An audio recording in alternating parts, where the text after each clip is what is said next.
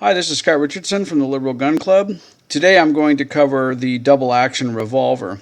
So double action means that when I pull the trigger performs two actions. It pulls this hammer back, and then it gets to a certain point and it releases it forward. So it's cocking and firing in one trigger pull versus a single action gun where the user has to pull the hammer back and then pull the trigger. The trigger only performs one function, which is to let the hammer fall forward.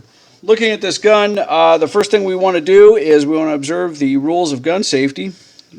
And those primarily are keep this muzzle pointed in a generally safe direction.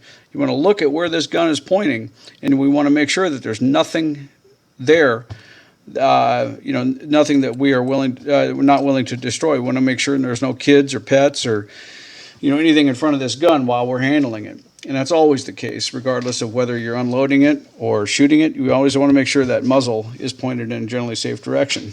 Secondly, we want to keep our finger off the trigger unless we need to have it on the trigger, and only then do we move our finger into the trigger guard. So we don't want to touch this trigger until we need to.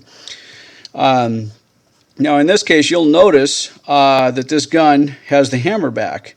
That tells us that this revolver is in a fireable position. It's ready to fire. So to make this gun safe, first thing we need to do is we need to get that hammer down into a safer position. Now, the gun will still fire if the hammer's all the way forward, but it's a little more difficult to do.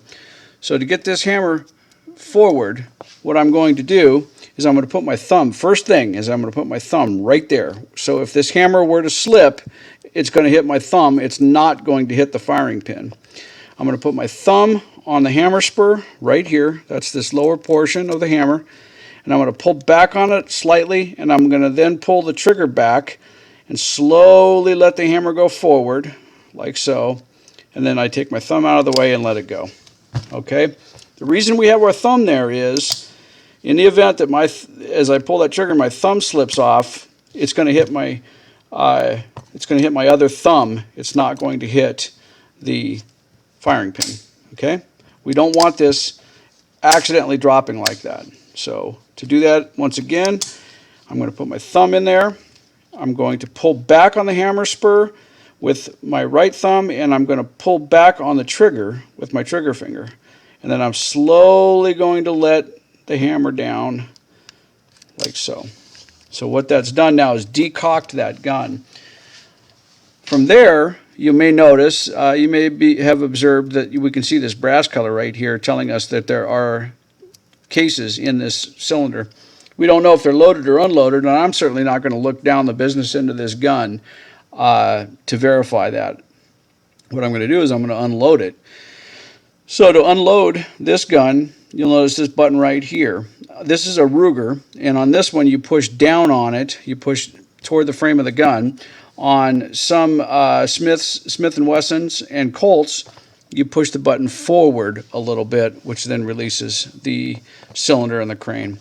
So for me, what I'm going to do is I'm going to take it and put it in the palm of my hand like so, and I'm going to put these two fingers on the back side of that cylinder, and I'm going to press this button and then push with my fingertips like so.